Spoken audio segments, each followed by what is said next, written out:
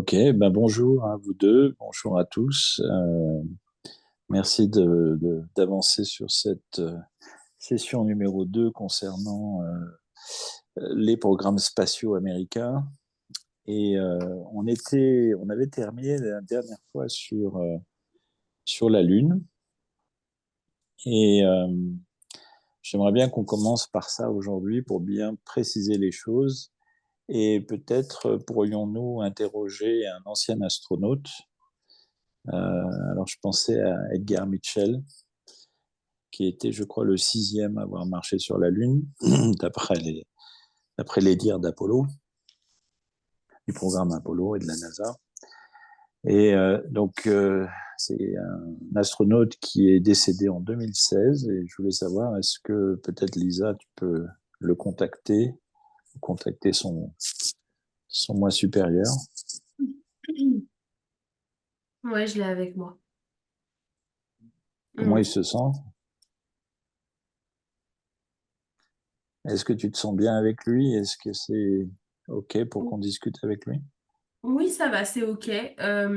Il est assez lointain. Je pense que c'est quelqu'un qui agit sur d'autres plans maintenant qu'il est plus incarné.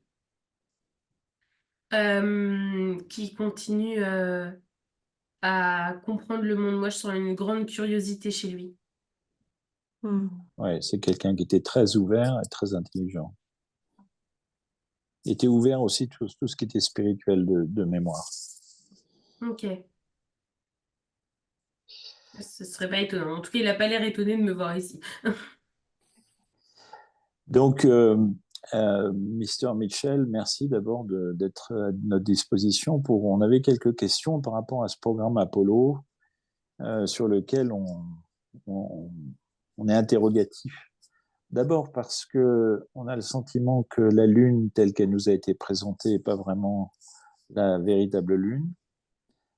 Alors, quand vous avez été sur la Lune, qu'est-ce que vous avez expérimenté et qu'est-ce que vous pouvez nous en dire? Ah, il me dit déjà que au-delà de l'expérience en tant que telle sur la Lune, il y a tout ce qui va autour. C'est-à-dire de la sélection à la préparation. Il me dit qu'on ne se rend pas compte quand on met un pied dans ce milieu-là de la quantité de secrets, de la quantité de choses tues, y compris pour les astronautes en fait. Qu'il y a plein de rouages, plein d'échelles différentes et que c'est une gigantesque organisation. Ça, c'est le premier truc à prendre en compte. Est-ce que je peux intervenir juste avant qu'on continue Oui. pour m'assurer de quelque chose? Depuis que tu es connecté à cette personne, j'ai très mal dans mon bras gauche. Donc, je voulais juste m'assurer que tu as bien créé tes liens, que tu regardes si tu es bien connecté à la bonne personne ou pourquoi, du coup, j'ai cette alerte dans mon bras. Toi, t'es alerté par ce qu'il y a autour. Ça a bugué. T'es alerté par ce qu'il y a autour. Tu as Parce dit quoi? que tu es alerté par ce qu'il y Parce a qu'il y a autour de autour. quoi? Parce que comme la dernière fois, on est très surveillé par des consciences extraterrestres. Hmm. Ok, tu crées tes belles protections Moi, c'est déjà fait. parce que ça agit bien, bien, bien dans le bras là. Mm. Est-ce que tu peux aussi créer des protections pour nous? C'est fait, c'est fait. Je fais pour tous les trois à chaque fois. D'accord. Je vous laisse pas comme ça, vous inquiétez pas. Et puis, il y a toutes les consciences extraterrestres. Nous sommes un. Donc, bon, soyez en paix. Nous, on agit en paix. On veut juste regarder, comprendre. Hmm, Mm. complètement. Alors, ça, c'est effectivement une grosse partie du travail d'astronaute, c'est toute la sélection. Et ensuite, on se met au bout de cette fusée et puis on part. Et lorsque vous arrivez sur cette lune, euh, pourquoi, lorsque Lisa et d'autres intervenants regardent, pourquoi on nous dit que ça n'est pas la lune? Est-ce que c'est parce qu'il y a un décor? Est-ce que c'est parce que ça n'est pas effectivement ce qu'on voit depuis la Terre? Pourquoi on a toujours cette réponse? Parce que cette réponse, elle est arrivée à plusieurs reprises. Il me dit que déjà, on s'en rend pas complètement compte, en tout cas pas la première fois, quand on est dans la fusée. Euh, Ce qui me montre, c'est que c'est comme s'il y avait plusieurs réalités qui coexistaient. Donc on revient un peu à ce système de calque, mais en fait, si tu veux, enfin, c'est pas nécessairement une capacité à cacher, ça serait plus une capacité à changer de réalité, à changer d'espace-temps. Et donc, du coup, en changeant la temporalité, tu n'as pas les mêmes choses, ce qui fait que tu peux cacher ce qui a besoin d'être caché. Donc, là, en l'occurrence, c'est pas l'humain qui cache, c'est d'autres consciences qui cachent à l'humain. Hmm. Mais est-ce qu'il y a bien un objet physique qu'on appelle la Lune, mais qui peut s'appeler autre chose, je ne sais pas, mais est-ce qu'il y a bien un objet physique rond à cet endroit-là? Oui, D'accord. Et les astronautes, quand ils atterrissent sur cet objet et ils le perçoivent au travers de leur sens quand même. oui, complètement. Si tu veux, ils atterrissent quand même sur la Lune, enfin, ils alunissent du coup. Euh, Mais c'est juste que c'est comme si c'était la Lune sur une autre temporalité, mais ça reste la même Lune physiquement. D'accord. Hmm. Mais donc en parallèle sur une temporalité, disons, entre guillemets, réelle, ça ressemble à quelque chose de très différent. Est-ce que c'est ça que ça signifie? Est-ce qu'il y a des bâtiments, par exemple? Est-ce qu'il y a une base? Est-ce qu'il y a ou plusieurs? Je ne sais pas. Bah, du coup, t'as différentes réalités. La Lune n'est pas exploitée pour les mêmes choses. Tu as en effet un aspect de vie avec des bâtiments, etc. Et pour moi, du coup, tu as un aspect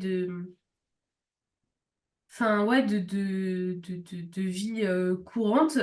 Tu as un aspect scientifique avec des bâtiments scientifiques, donc ça sur une autre temporalité. Et il y a un aspect notamment au niveau de la connexion et au niveau de la guérison. Mais j'interviens juste par rapport à une question qui me vient. Alors, je ne sais absolument pas comment la poser. Parce que là, on parle de temporalités différentes. Mm. Mais quand on regarde des documentaires d'aujourd'hui, présentement, on voit bien que sur la face cachée de la Lune, il peut effectivement y avoir des bâtiments que nous, on voit, nous, humains. Donc ça veut dire qu'il y a quand même des choses sur cette Lune ou sur cette face cachée de la Lune dans notre temporalité.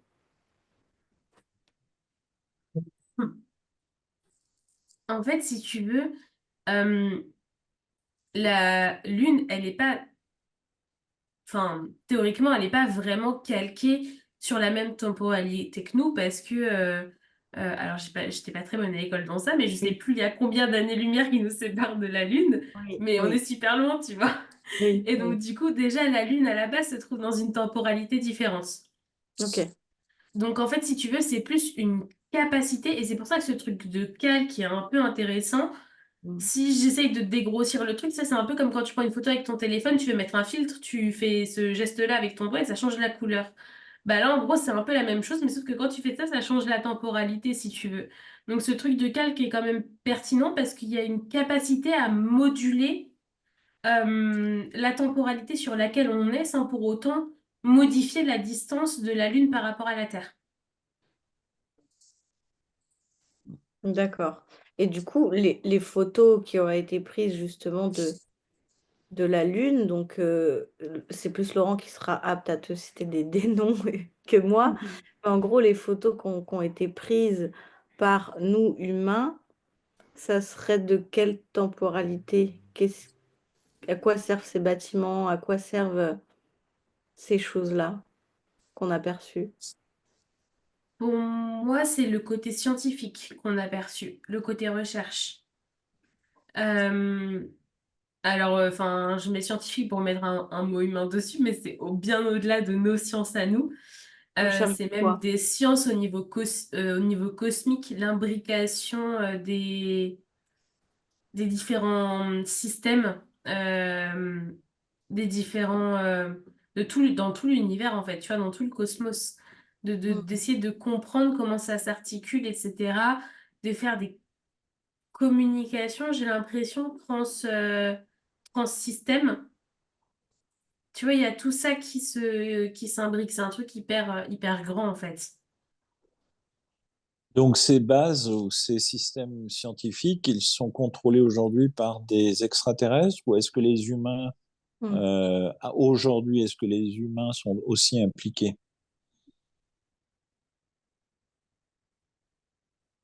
Je pense pas qu'on soit impliqué physiquement, directement, dans le sens où je suis pas sûre qu'il y ait des humains qui aient déjà été sur cette temporalité-là, pardon. Par contre, oui, il y en a qui sont au courant de ce truc-là. Et pour moi, on a, notamment dans les programmes d'échange dont tu parlais, Laurent, entre les hommes et les extraterrestres, pour moi, ça fait partie des points de rencontre, des points de discussion. Alors, si je te parle de Lunar Operation Command, qu'est-ce que tu vois? Où est-ce que Edgar Mitchell peut nous aider à voir s'il connaît cette base ou ce terme, Lunar Operation Command, LOC? Bah, alors, au départ, ça m'a mis un écran tout noir et après, ça m'a mis sous la lune. Sous la Lune. Et est-ce que ça existe apparemment? Est-ce que c'est un bâtiment ou un lieu qui existe effectivement? J'ai la sensation que c'est plus un objet qu'une base ou un truc comme ça. Parce que après, j'ai la sensation de descendre dans la lune. Tu vois, comme si c'était quelque chose qui permettait d'analyser en profondeur la lune. Est-ce que la Lune est creuse du coup, d'après tes perceptions? Non, je pense pas. Elle a différentes strates. Ok. Ok. Et est-ce que si je te dis Dark Fleet, D-A-R-K, comme Dark Vador, Fleet comme F-L-E-E-T, la flotte noire, est-ce que tu vois quelque chose par rapport à la Lune ou pas? Moi, je vois quelque chose qui est loin de la lune. Qui garde D'accord, un œil, mais qui est pas sur la lune directement. d'accord. Mais je me demande si par contre, c'est pas. Je crois que j'en avais parlé la dernière fois, où je voyais pendant un voyage du coup en fusée des astronautes accompagnés par des vaisseaux. Et je me demande si ces vaisseaux ne font pas partie de cette flotte-là. Mm. Alors, est-ce que cette flotte, effectivement, alors l'histoire de cette flotte est un petit peu particulière. Elle serait liée au programme spatial secret allemand. D'accord. Est-ce que tu vois ce lien ou pas? Ou est-ce que ça te dit absolument rien si je te dis que ça a été développé par des scientifiques allemands, éventuellement, qui ont développé leur technologie en Allemagne d'abord, puis après la chute du Troisième Reich, ils ont créé apparemment le Quatrième Reich ailleurs sur la planète et ont développé ces programmes. Est-ce que tu vois ça ou est-ce que ça te dit rien, ce que je te dis là? Pour moi, ce truc de Dark Fleet, c'est pas lié à ça. Pour moi, ce que j'ai vu, c'est extraterrestre. D'accord, Donc, ça a peut-être un autre nom, mais en tout cas, quand tu m'as dit ça, moi, ça m'a pas ramené du tout à l'Allemagne.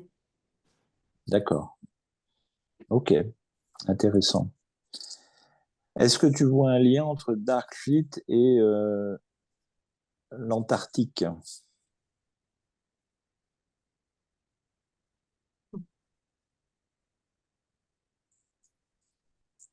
Pour moi, il y a différents points d'entrée sur la Terre. Euh, Notamment sous l'eau. Et du coup, tu vois, on en revient un peu à ce truc de, je te disais, sous la lune. Du coup, quand t'es sûr et, enfin, du coup, sur le haut et sur le bas de la Terre, quand tu regardes le globe, pour moi, il y a des points d'entrée par ici. Ouais, Euh, et du coup, t'as des sortes de... Alors, t'en as d'autres, mais pour moi, ça crée quand même des sortes d'autoroutes sous-marines par lesquelles ils peuvent circuler. ok.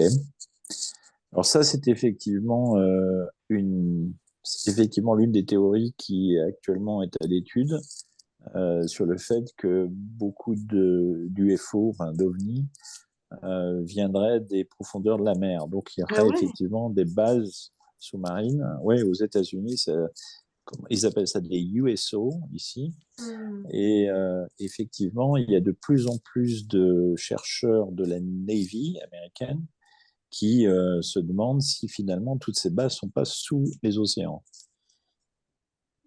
Là, c'est dingue. Hmm. Et, Et ça et me donc, fait, ça me fait ouais, penser, je suis désolée, je crois que c'est déjà la dernière fois que j'y ai pensé, j'en ai pas parlé. Euh, dans le cycle qu'on avait fait sur les failles spatio-temporelles, je sais pas si tu te souviens, Charlène, tu m'avais parlé de deux jeunes garçons qui avaient volé un avion et tu me demandais, du coup c'est qu'ils avaient été possédés, et tu Mm. me demandais où était l'avion aujourd'hui et je t'avais dit c'est bizarre, c'est comme s'il était sous le Canada. Oui, je me souviens très bien. Et bah là, tu vois, ça me fait la même sensation, comme si tu avais des, des trous, en fait, sous certains endroits, là où on pense que c'est une profondeur infinie, ou de la terre, enfin, ou de la roche infinie, tu vois, c'est comme Mm. si ça me fait cette même sensation-là, en Et fait. c'est vrai que c'était particulier parce qu'en fait, en tant qu'humain, ça te dépasse d'imaginer un objet matériel Il y de a un notre temps avion sous ta maison, et quoi. passer, passer par une faille et Mm, disparaître quelque part. mm, mm, mm, mm. Mais je vois ce que tu veux dire, je m'en souviens très bien. ouais, d'après ce que j'ai compris, certaines civilisations non humaines, ou peut-être humaines, mais anciennes, qui habitent toujours sur Terre, ont la capacité de créer des mondes souterrains ou des espaces souterrains euh, très importants dans lesquels il peut y avoir 1 million, 2 millions, 3 millions de personnes. C'est-à-dire Mm. qui sont en capacité de faire ça, et que ce soit sous la mer ou sous la terre d'ailleurs. Enfin, Ah, sous la croûte terrestre qui est sous la mer, disons. pour moi, là, on serait plus sur ce qu'on parlait la dernière fois d'intraterrestre Ouais, que Mm. d'extraterrestres. Par contre, pour moi, les extraterrestres, de par les points d'entrée dont j'ai parlé, ont réussi à créer des sortes d'autoroutes, donc un peu de la même manière que les intraterrestres, mais pour pouvoir s'implanter. Mais t'as quand même ces deux trucs-là qui sont différents. L'origine n'est pas la même. D'accord.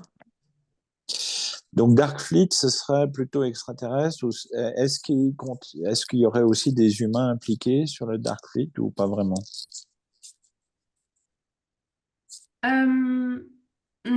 Alors oui et non. Non, dans le sens où pour moi c'est quelque chose qui existait déjà. On n'a pas attendu l'humain pour le générer. Par contre, l'humain a quand même un nez dedans et notamment du coup les astronautes qui ont voyagé parce qu'ils sont témoins de ça, si tu veux. D'accord. Mais je pense pas que l'humain ait à proprement parler un pied dans ce truc-là qui est extraterrestre.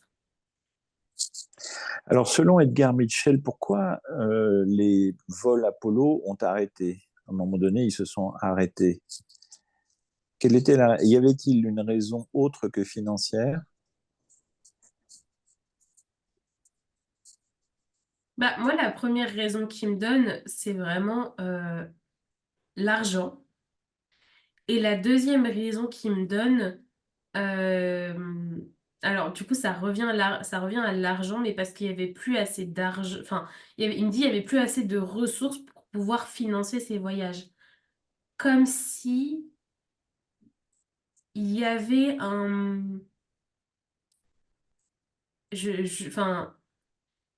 encore une fois, je sais pas pourquoi je vous dis ça, mais j'ai la sensation que c'est comme s'il y avait un échange avec des civilisations extraterrestres pour pouvoir assurer ces voyages-là. Un échange. C'est-à-dire Ouais, qu'ils étaient autorisés et après, ils n'étaient plus autorisés? ouais, parce que l'accord était devenu tacite en fait. C'est quoi l'échange? C'était quoi d'accord? Euh, C'était de l'analyse encore beaucoup, je pense, d'humain.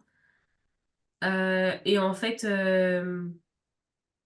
ce qui est devenu compliqué, enfin, j'ai l'impression, parce que enfin, ce qui est devenu compliqué, en fait, c'est qu'ils me montrent des hauts dirigeants.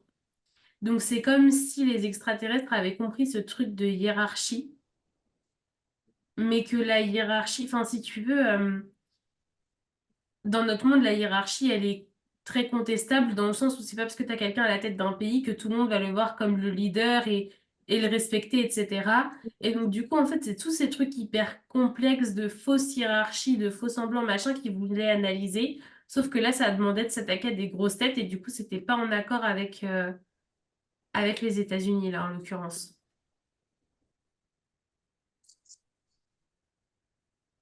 C'est une question, Laurent? Je te vois Ben répondre. oui, ben oui, parce que, alors justement, est-ce que dans le programme Apollo, ils utilisaient des technologies non terrestres, en particulier pour traverser la ceinture de Van Allen, qui est une ceinture en fait qui protège des radiations solaires et radiations cosmiques. Donc quand on traverse cette ceinture, on passe dans une zone qui est totalement ouverte aux radiations. Et certains disent, on ne peut pas vraiment survivre, l'humain ne peut pas vraiment survivre au-delà de cette ceinture de Van Allen. Et donc, tout humain qui la passerait pour aller atterrir sur la Lune mourrait. Est-ce que c'est le cas et est-ce que ces programmes Apollo utilisaient certaines technologies de protection à l'intérieur des vaisseaux?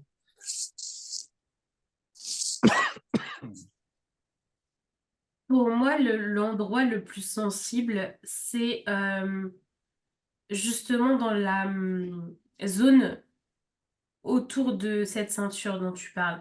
Parce que l'énergie est très concentrée à cet endroit-là et du coup, c'est là que le risque est plus fort, voire il y a comme un risque d'implosion au niveau des engins. Et du coup, au niveau humain aussi, si c'est pas forcément bien protégé. Euh, pour moi, c'est pas forcément une technologie extraterrestre parce que eux ne sont pas sensibles à ces trucs-là comme l'humain peut l'être. Tu vois, il y a des différences biologiques, physiques, etc.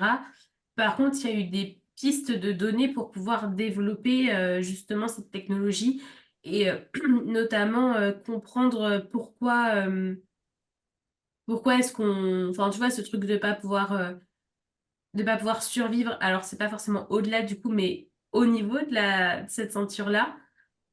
Enfin, tu vois, ils ont dû le savoir avant, en fait. Et ça, pour moi, c'est des trucs qui ont été apportés par les extraterrestres. D'accord, donc c'est dans les discussions que les services américains ont eues avec ces extraterrestres, un petit peu comme celui qu'on avait vu la dernière fois, la J-Rod par Mhm. exemple, ou d'autres, où ils ont récupéré certaines informations pour pouvoir passer cette ceinture. Hmm. D'accord, Ouais. ça ferait Mais du sens, ouais. en échange, pour moi, il y a eu un droit d'installation des extraterrestres sur Terre. Ouais. Comment ça? À quel point? Bah, on a autorisé aux extraterrestres à construire des sortes de bases sur Terre. Où ça? Qui sont invisibles ou visibles pour certains humains? Elles sont principalement invisibles. Elles sont où? Ça m'en donne 7. Il y en a une au niveau de l'Inde, une au niveau du... Alors c'est juste en dessous le Mexique, je crois, côté Californie. Enfin, Mhm. du coup, quand tu regardes le planisphère côté ouest, mais enfin pas du coup au niveau du haut de la Californie, mais plus au sud du Mexique. T'en as une au... Alors, je la vois pas, mais il y a le mot Texas qui résonne. Donc, je pense qu'il doit y en avoir une au Texas. T'en as une au niveau des pôles nord des pôles nord et sud. Ça fait combien? Ça fait 5. Hmm. Il y en a une dans les îles. Hawaï? Je crois... Ouais, je crois pas très loin du triangle des Bermudes. J'ai l'impression qu'il y en a une pas très loin de cet endroit-là. Ah, voilà. Donc là, c'est les Caraïbes. Ouais. Hmm. Et la septième, elle serait plus au niveau de tout ce qui est au niveau de l'Océanie. Mais celle-là est sous l'eau par contre. Elles leur servent à quoi ces bases, sachant qu'ils ont des facultés à se déplacer ou à communiquer avec la télépathie ou ce genre de choses? À amasser les données. C'est comme, en fait, c'est pas des bases énormes. C'est comme si, tu vois, c'était des petits trucs, tu vois, des petits ports USB où tu pouvais mettre plein d'informations dedans, plein de calculs, de changements énergétiques, de circulation, euh, il y a plein de choses en fait. Dans le but? Ça me le montre pas. Et là, par contre, si je vais voir, je pense que je vais avoir des problèmes par ceux qui nous surveillent. Oui, mais au final, c'est sur les humains qui font ça. C'est sur notre Terre. Donc pourquoi Hmm. nous, on ne peut pas atteindre à ces informations-là? Parce qu'on fait pas partie des humains qui ont donné Que je l'accord. rentrais chez toi, Lisa, et que tu me vois, et puis j'ai pas le droit de te dire ce que je fais ici, chez toi. Désolée, hein, je suis chiante, je gratte, hein. Mais c'est que nous, on leur a pas, on fait pas partie des humains qui ont donné l'accord. Donc il y a ça de différent. Et Oui, d'accord? mais Est-ce que je... Attends, là, je te laisse la parole après Laurent. Mais du coup, qu'est-ce que ces humains ont de plus que nous pour avoir donné cet accord qui nous empêche, nous, du coup, d'atteindre à ces informations? Parce que c'est juste un état, c'est juste un... Désolée de dire ça, mais un putain de système. Donc en gros, ceux qui sont en bas de ce système, ils n'ont pas accès à ça. Bah oui. moi, je pense qu'on peut avoir accès à toutes les informations qui concernent la Terre et concernent notre monde. Donc, mais ces extraterrestres en question, est-ce que tu les vois positifs, négatifs ou neutres? Et sont-ils des gris? Sont-ils des Mm, grands blancs? Sont-ils des mm. quoi? Très bien, ouais. Euh, pour moi, c'est plus des grands blancs. Mais en termes de... Pour moi, ils sont plutôt neutres à tendance négative quand on va fouiller dans leurs affaires. Ces bases-là sont pas pour faire du mal à l'humanité, pas Mhm. du tout. Mais par contre, si on va fouiller dans ce genre de choses, je pense que eux ont leur... Enfin, tu vois, de la même manière que les humains ont leurs secrets, eux ont les leurs aussi, leurs techniques, et tu vois, c'est un peu leur truc à défendre en fait. D'accord. Oui, mais ils travaillent Leur... sur les humains à proprement dit, ou non? Non, c'est vraiment sur les influences terrestres. Pour notre bien? Pas contre nous. D'accord. C'est pas pour notre bien, mais c'est pas pour notre mal. C'est pour eux leurs propres expérimentations et leurs renseignements. Est-ce que c'est contre la Terre, contre les éléments? Non, pas forcément. Ok, ok. D'accord. Donc ça c'est bon. Là, on est reparti de la Lune, on était sur la Terre, Mhm. mais Ah, mais ça part euh, loin, hein, tout est lié, hein, c'est ce que je me disais tout à l'heure. ouais, ouais, tout à fait. Ça, je suis bien conscient. Alors, on a parlé de Darkfleet. J'ai l'impression que Darkfleet était plutôt dirigé par des reptiliens négatifs. Maintenant, Hmm. ça peut être. Ouais, c'est ça que tu perçois ou... Ouais, pour moi, c'est plus du négatif, ouais. Il y a une énergie très sombre autour. Ouais. Hmm. Et qu'est-ce que tu vois quand je te dis Solar Warden?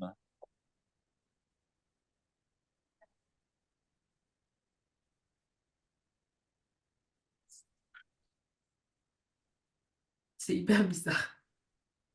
Solar, comme soleil, Solar Ouais, Warden. c'est Alors, en fait, ça m'a montré plein de trucs. C'est bizarre, j'ai l'impression d'être dans un film de science-fiction.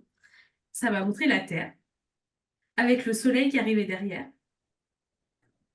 Après, ça m'a montré comme un... Alors, je pense pas que ce soit une fusée humaine, j'en sais rien, mais en tout cas, un objet volant qui essayait d'aller sur le soleil. Et après, ça m'a défocalisé et ça m'a montré plein de consciences extraterrestres et autres.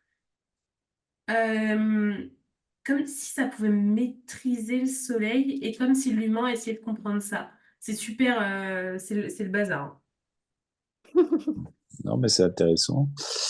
Euh, alors, tu veux que je te redise un peu plus Ouais, que je veux ce que je... bien. Moi, c'est les informations que je récupère ici, mais c'est toujours à prendre avec beaucoup de précautions. Oui. Mhm. Donc, ce programme serait un programme humain, mais en collaboration avec des êtres positifs non humains, euh, et, euh, et qui auraient développé des engins spatiaux assez grands, un peu tubulaires, une sorte imagine un sous-marin gigantesque qui dispose de technologies antigravitationnelles et qui est capable effectivement de surveiller le système solaire. Et il y aurait plusieurs de ces vaisseaux sur lesquels des humains servent en tant que militaires et des non-humains également, et qui seraient chargés de surveiller notre système solaire et qui seraient susceptibles de utiliser le Soleil, qui est une sorte de portail interdimensionnel ou un portail qui permettrait d'aller dans d'autres univers ou Mhm. quelque chose comme ça.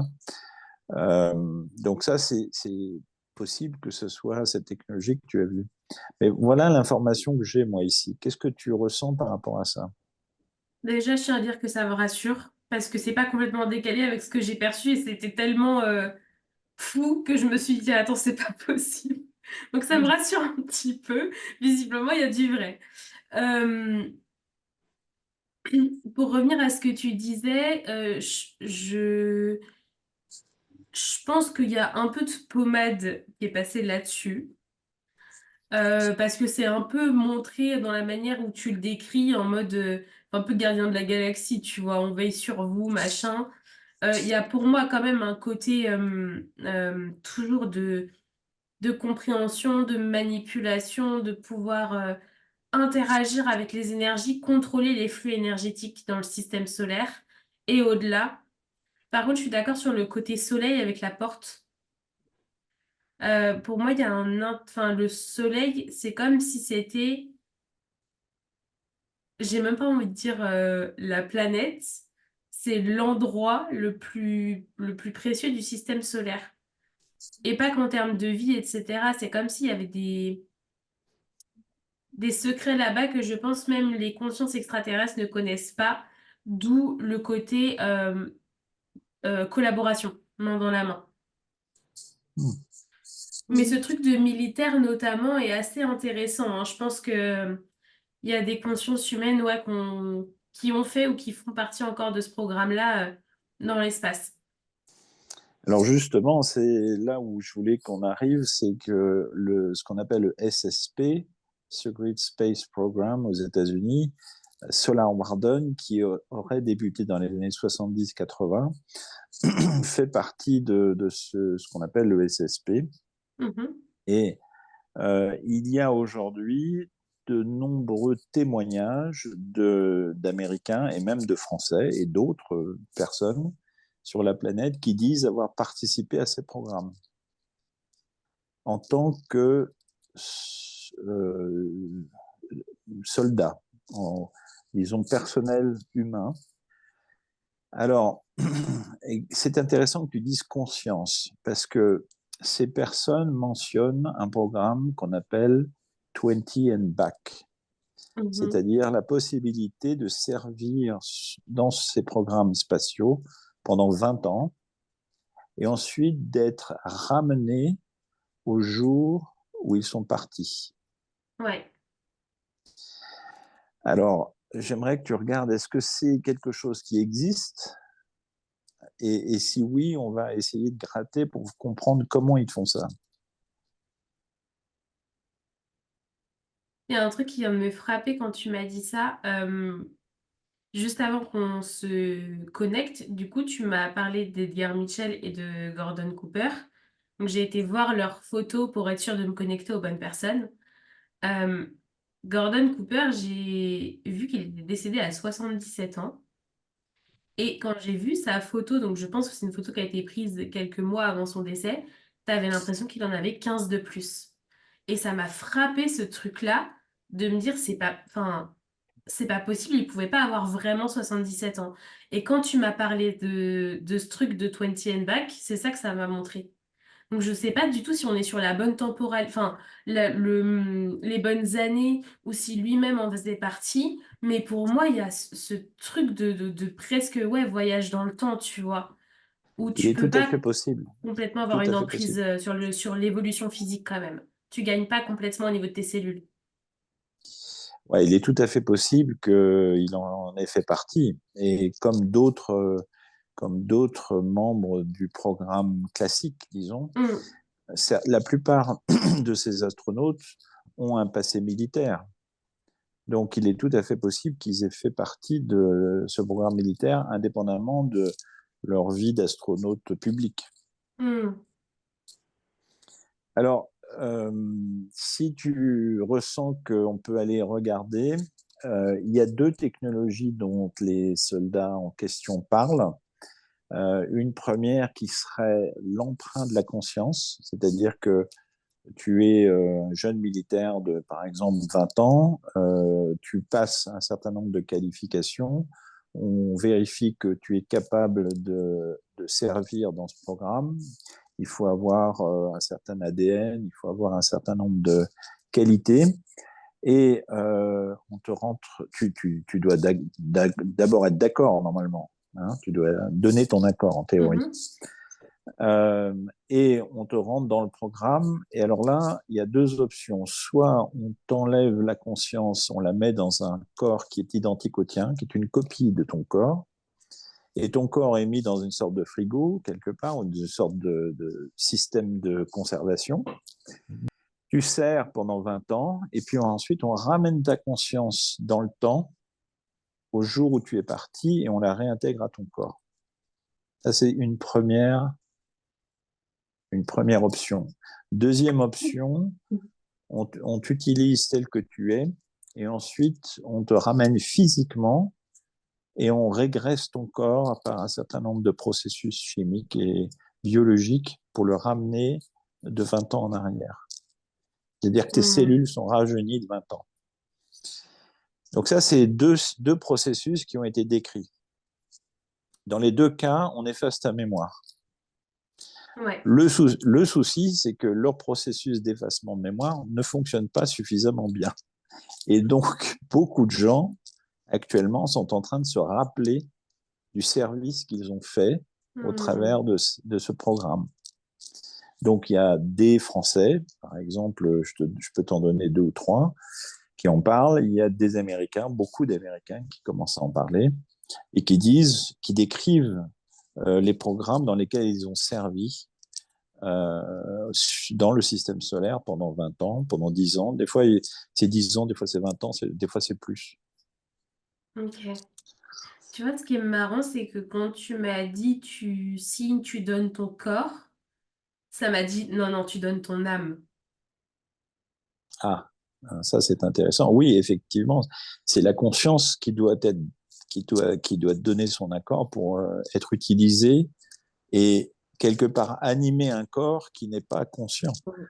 Mais tu vois, c'est même au-delà parce que nous, on le voit, l'âme, elle, même quand tu t'incarnes, elle reste dans le haut astral et elle reste reliée à ton esprit, tu vois, donc l'alliance de ton conscient et de ton subconscient qui est dans ton corps physique, enfin, qui est dans ton corps physique. Donc l'âme, quelque part, est pas incarnée et tout ce que tu fais sur Terre, normalement, c'est enfin, ton esprit qui donne l'accord, tu vois, donc tu peux vendre ton esprit.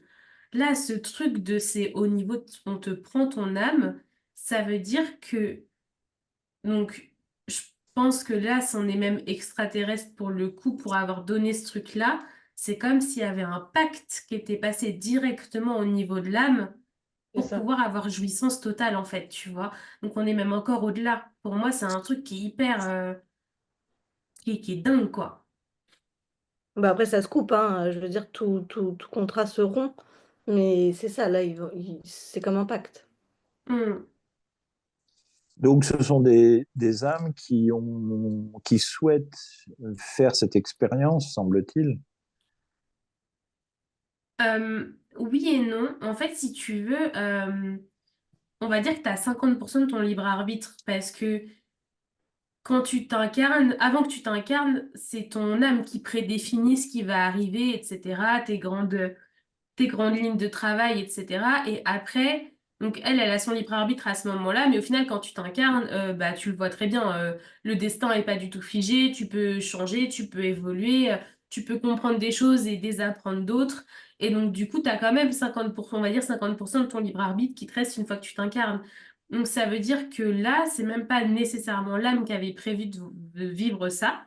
C'est pas systématique, des fois oui, mais des fois c'est l'esprit qui quelque part va vendre son âme en conscience pour pouvoir vivre ça, tu vois. C'est sa part de libre arbitre à lui où il sacrifie son âme. C'est ça. Wow.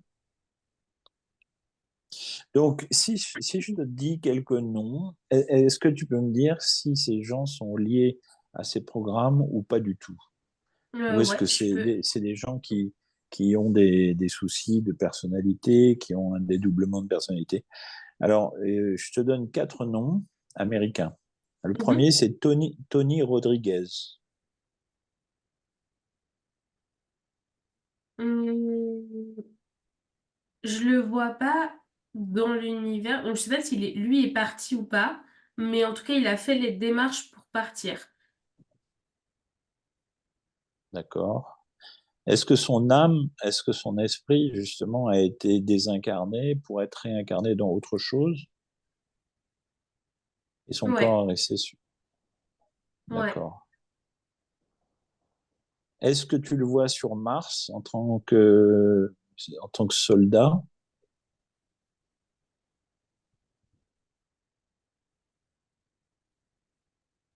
Non, je crois que c'est Jupiter.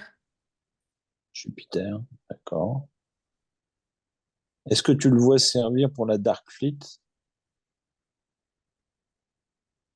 Non, D'accord, intéressant. Une femme qui s'appelle Rebecca Rose. oui, direct elle. Je l'ai vu direct. D'accord, Et elle, pour moi, elle avait un haut poste. d'accord. Et je pense Et même elle, qu'elle fait partie de celles qui sont restées le plus longtemps parce que ça me dit 25, 27 ans. Ça m'a dit 25. wow. Un autre qui s'appelle Randy Kramer?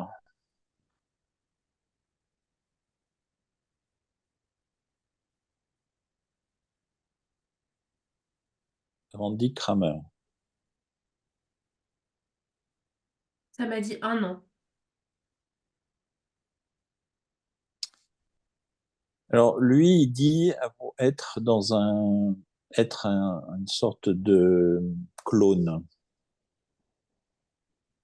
c'est-à-dire que son corps est une sorte de qu'il n'est pas né d'un homme et d'une femme apparemment.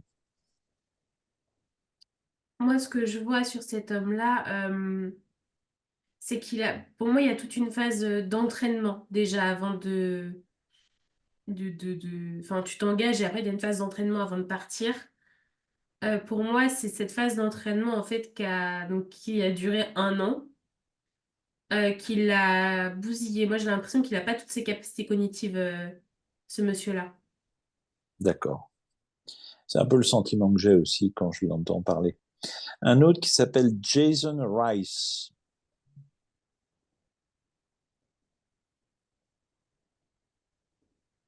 Jason Rice.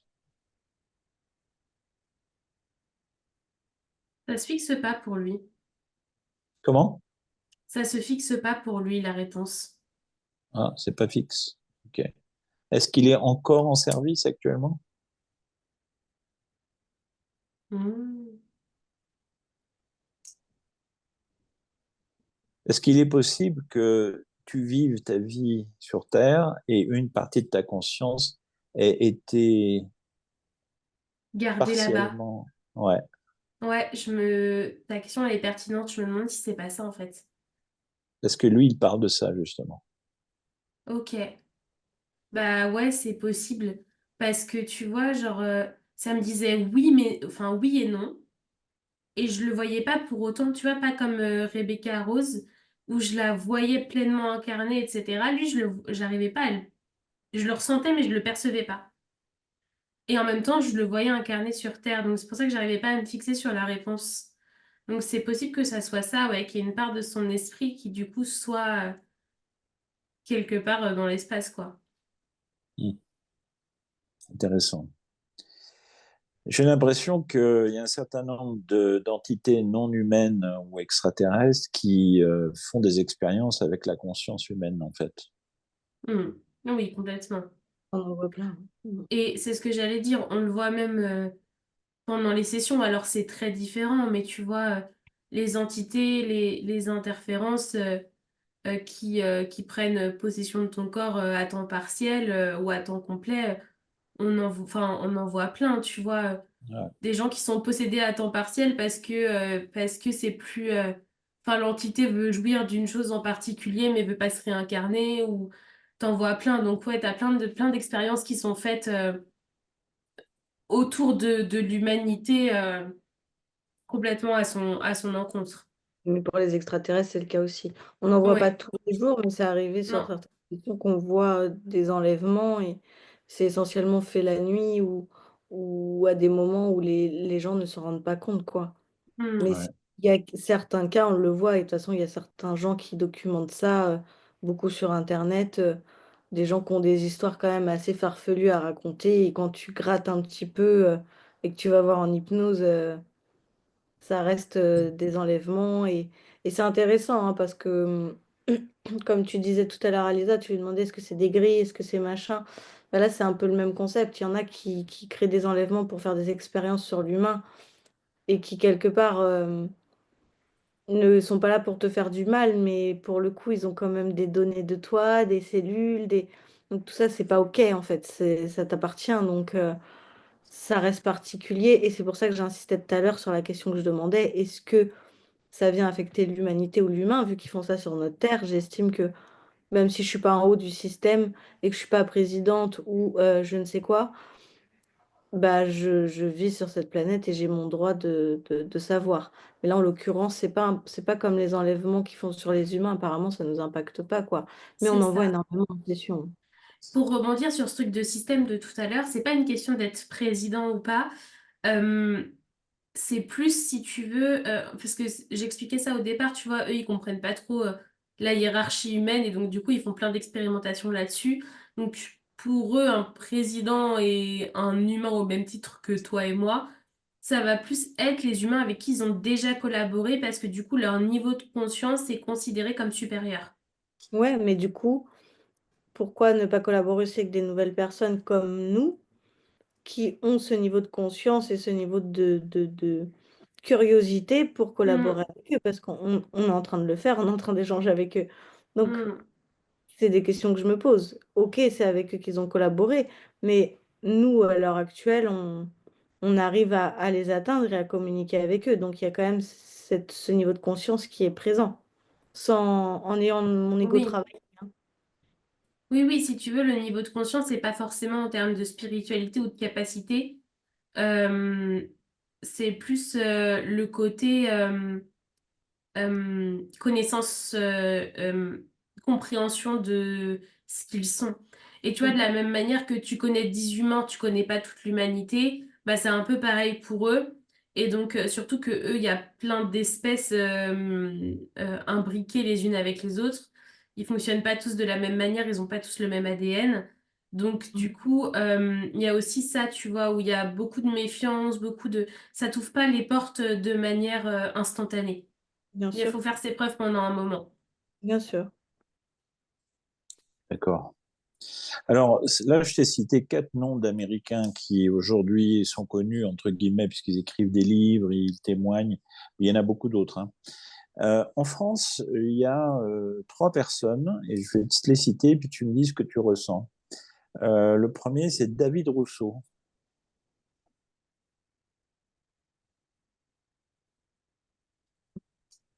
Lui, pour moi, c'est particulier parce que je le vois comme infiltré.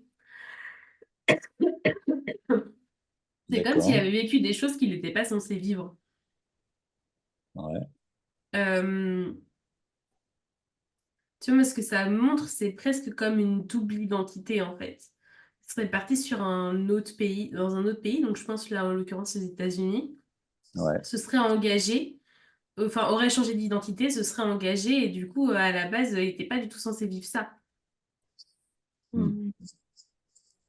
Intéressant. Et bah lui, il dit effectivement avoir servi sur un certain nombre de postes dans différentes circonstances. Et il y en a un autre qui s'appelle Jean-Charles Moyen, qui vit au Canada. Lui, ça me l'a montré avec une casquette de colonel. Alors, je sais pas si Ouais, c'est qu'il est haut placé ou si ouais, c'est qu'il se prend pour quelqu'un de haut placé. Mais ça m'a montré ce truc-là, en tout cas. L'interprétation est toujours compliquée, hein. intéressant. Est-ce que tu le vois avoir des capacités particulières, enfin, les deux d'ailleurs, est-ce que tu les vois avoir des capacités, disons, pas médiumniques, mais si des capacités de perception extrasensorielle, disons, ou des capacités de téléportation, des choses comme ça? Alors, le deuxième, là, Jean-Charles, je sais plus comment. Moyen, euh, ouais, pour moi, il a comme des sorties de corps un peu. ouais, Une sorte de voyage dans l'astral. Et le premier, Rousseau, David Rousseau, pour moi, il a c'est au-delà de la clairaudience. C'est comme s'il arrivait à entendre et à capter des messages qui ne lui sont même pas adressés.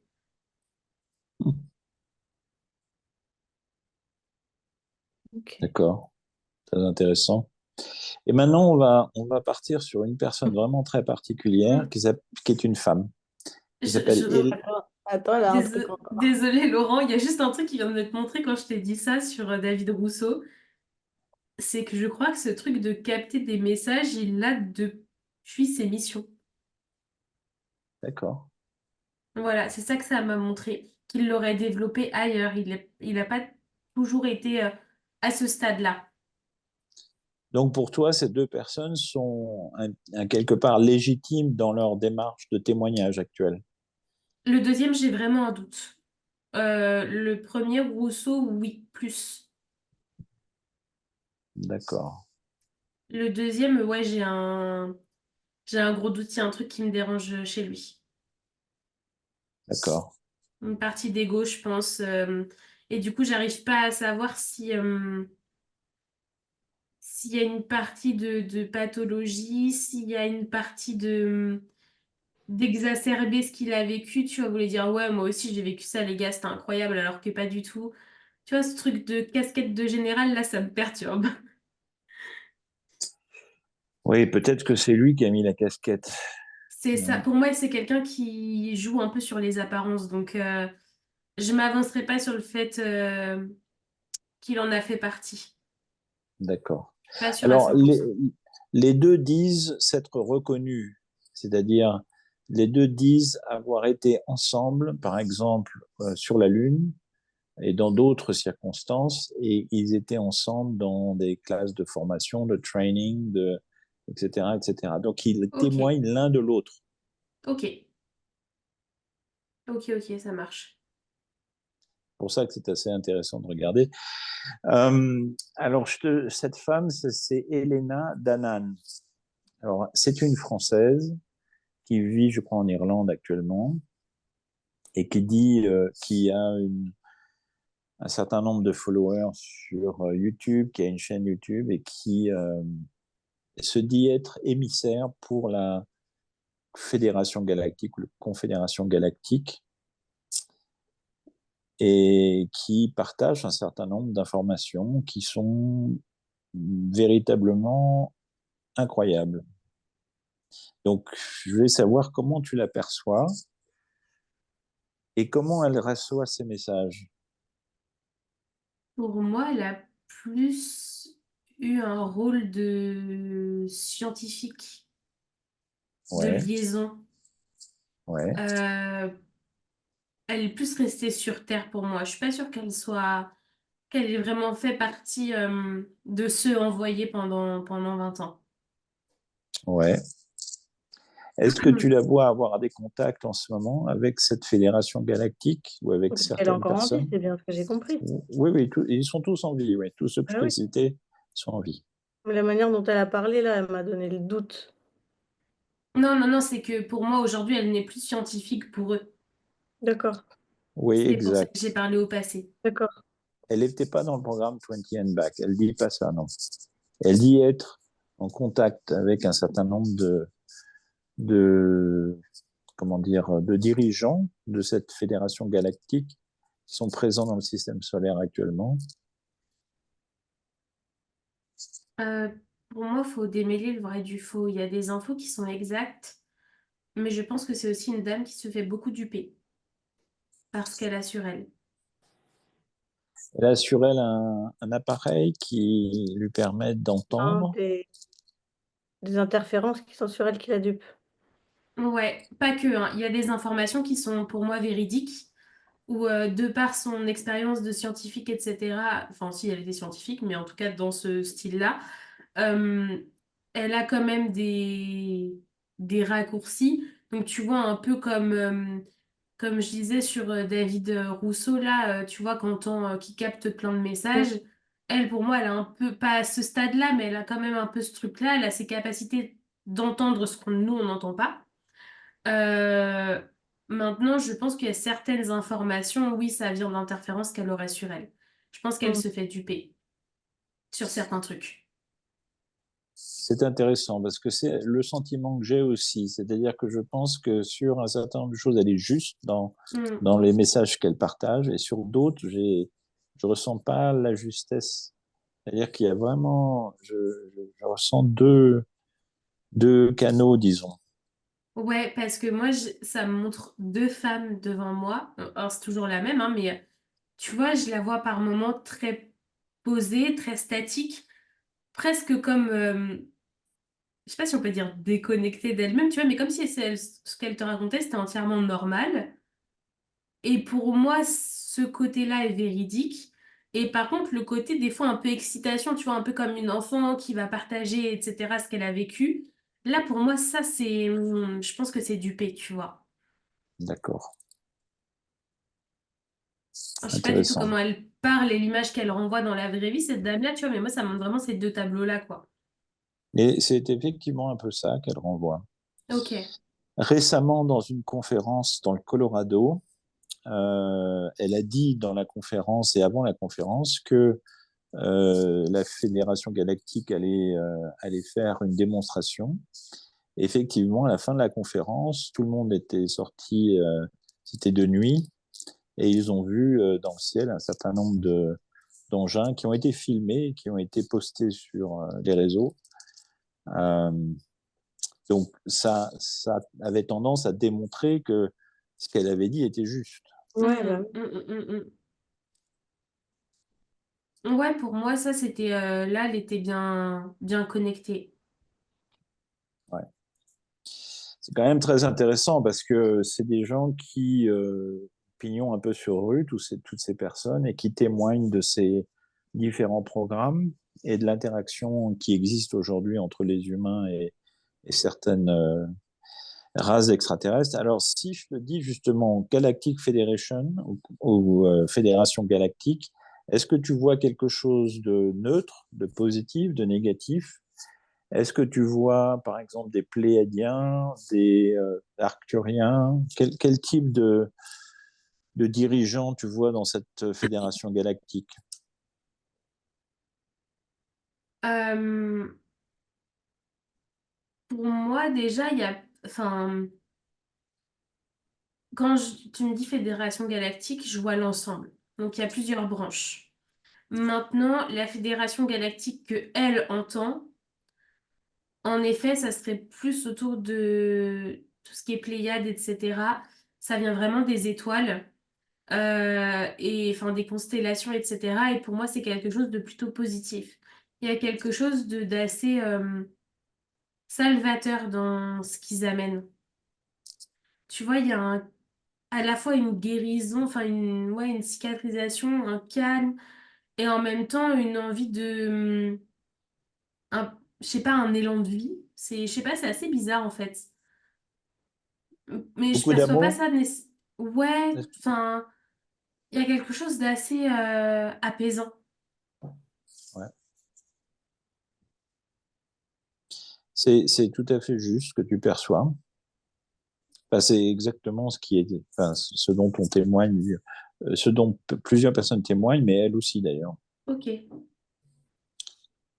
Est-ce que tu vois, parce que ce que je comprends, et moi-même j'ai perçu des messages de cette fédération galactique, et donc j'ai des fois, j'ai un petit peu arrêté de recevoir ces messages, enfin, disons que j'ai un peu coupé le lien, parce que j'ai justement un petit peu, je suis sensible au fait que je souhaite pas être détourné de mes bases, entre guillemets. Et comme je sais qu'il y a beaucoup de possibilités de détournement en la matière, mais j'ai entendu par exemple l'ancien directeur du programme spatial israélien officiellement parler de la Fédération galactique. Hmm. Donc Hmm. c'est pas des rigolos les gars qui parlent de ça, hein. Non, pour moi, c'est quelque chose qui est de notoriété publique dans les grands dirigeants. D'accord. Est-ce que tu les vois dans le système solaire, sur la Terre ou ailleurs? Alors, du coup, la fédération, donc le côté dont Elena perçoit, enfin ce qu'elle reçoit, etc., cette petite branche-là, pour moi, elle est en dehors du système solaire. D'accord. Est-ce que tu en vois dans le système solaire des gens de la Fédération galactique, des représentants? Oui, mais en sorte de voyage, si tu veux. T'as des petits, ça fait un peu comme des petits hôtels, des petits hôtels, tu vois, si on met en comparaison avec un truc humain, mais c'est plus du déplacement que vraiment une implantation sur du long terme pour vivre. D'accord. Oui, ils sont là de passage, quoi. Ils surveillent Ouais, la Terre? Ils surveillent la Terre quelque part? oui, mais je crois qu'ils surveillent surtout certaines personnes sur Terre. Ils surveillent ceux qui sont un peu négatifs. Bah non, au contraire, ils surveillent ceux, tu vois, il y en a j'ai perdu le mot. Charlène, tu vas pouvoir m'aider. Les enfants, comment ça s'appelle? Les T'aimes pas mettre personnes ce qui mot-là, vivent. c'est ça? Les De quoi? starseeds? Les Les Ouais, starseeds? les starseeds, merci. En gros, ces personnes-là, pour moi, ils les surveillent et ils surveillent notamment des gens, alors des âmes qui viennent de la source, mais qui ont des potentiels énergétiques et humanitaires très forts. Hmm. D'accord. Donc les hauts Qui sont potentiels gar émotionnels, toutes ces personnes-là. plus. Plus. Plus, beaucoup plus. C'est vraiment une poignée de personnes, c'est pas beaucoup, mais des gens qui ont la capacité à fédérer l'amour sur Terre. Et du coup, c'est eux qui surveillent pour être sûr que eux sont plus protégés, entre guillemets. Ils sont combien sur Terre? Je pense qu'il y a une trentaine. Ah ouais, carrément. Ah, c'est rien du tout. D'accord.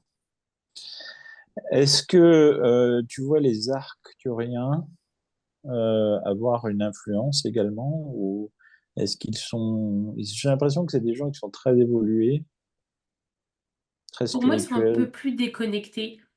C'est vraiment les Pléiadiens que je vois beaucoup regarder sur Terre, en fait. D'accord. Euh, Pour moi, ils sont plus dans le partage, par contre. Il y a pas Ouais. mal, justement, les âmes là dont je parlais. Enfin, du coup, là, il y en a une trentaine sur Terre actuellement, mais c'est pas un nombre qui est figé et c'est pas. Enfin, il y en a d'autres qui ça peut augmenter comme diminuer. T'as plusieurs âmes qui ont fait des incarnations sur leur planète, justement, pour apprendre. Mm. Ok. Donc, pour moi, c'est des consciences qui sont beaucoup dans le partage, dans la force intérieure. Ok. Bah, écoute, moi, en tout cas, j'avais quelques questions sur Mars, voir s'il y avait effectivement des bases sur Mars déjà, parce qu'on parle de, comment il s'appelle, Elon Musk et SpaceX qui veulent installer des choses. Je me demande si ça n'existe pas déjà, parce que des gens ont témoigné de ça, donc je ne Si, sais pas, est-ce que c'est, il y a ouais, déjà. est-ce que je Elon Musk, ressens? moi, l'image que ça montre, c'est quelqu'un qui fait semblant de jouer dans la cour des grands, mais qui est en réalité qu'un enfant. Ouais, Dans sa... Alors, pas un enfant forcément en termes de caractère, mais Mm. en termes de connaissances. Et pour moi, c'est quelqu'un qui projette beaucoup, mais qui, au fond de lui, ne connaît pas tant de choses que ça. ouais. Oui, j'ai l'impression que ceux qui savent et qui ont ces technologies très avancées, ils doivent regarder Elon Musk en rigolant un petit peu. Ouais, il n'est pas pris au sérieux du tout. Ouais, parce qu'eux, ils ont déjà la technologie antigravitationnelle, ils ont déjà l'énergie libre, ils ont tout, ils ont déjà tout. Bah, puisque ça montre, c'est que la grande différence entre ces deux groupes de personnes, c'est que Elon Musk et les personnes comme lui pensent que l'argent peut tout acheter, il peut faire tout réaliser. Alors que, et en l'occurrence là, dans ces trucs spatiaux, l'argent, c'est limite le cadet des soucis, tu vois. La connaissance et la compréhension, l'analyse est 36 fois plus importante que l'argent. Et donc, du coup, Elon Musk, il n'est pas sur le bon versant, en fait, pour attaquer le truc. C'est pour ça qu'il n'est pas pris au sérieux aussi par ces gens-là. Ouais.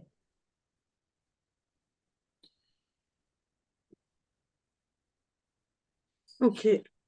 Bah, écoute, merci beaucoup. Moi, j'ai enfin, il y a beaucoup d'aspects qui je trouve très intéressants dans ce que tu as vu et perçu. Euh, c'est effectivement beaucoup plus complexe que ce qu'on peut croire.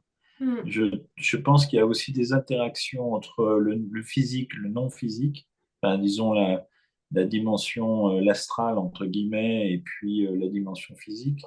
Il y a probablement pas mal d'interférences, donc c'est pas évident à émuler le vrai du faux dans tout ça.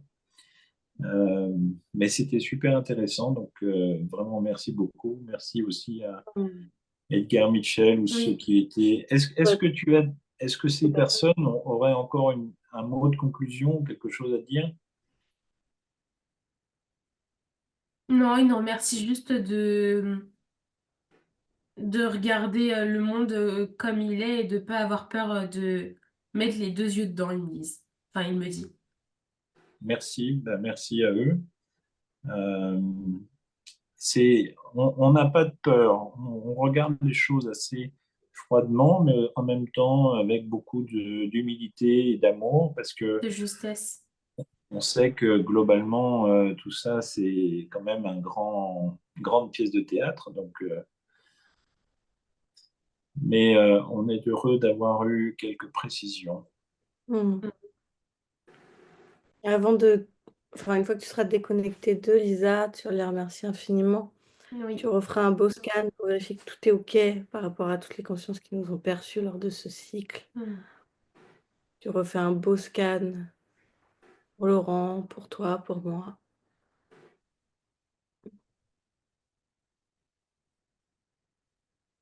Je nous fais un peu oublier de tout le monde. Super. Nous En ne tout cas, sommes on pas vous remercie passés. d'avoir participé à ce cycle. Je vous fais la petite précision, notre site web est enfin en ligne sur cœurdhypnose.com, donc cœur avec un S. N'hésitez pas à aller voir, on a lancé notre petite boutique, on est en train de vous créer plein de petits coffrets aussi d'hypnose. Là, il y en a un qui est accessible sur notre boutique, donc c'est un coffret de méditation chakra. N'hésitez pas à nous faire un retour sur ce site et si vous avez des précisions à en faire et on vous dit à bientôt. À bientôt. Bye bye. Merci.